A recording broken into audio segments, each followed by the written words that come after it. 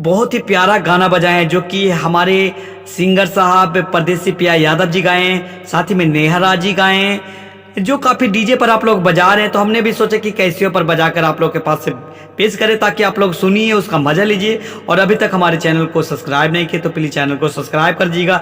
गाना को बोले तभी जब बना दी ओझा जी सैया के 2 इंच बढ़ जाए। तो लीजिए हम गाना को अभी बजा रहे हैं और पूरा सुनिए गाना को।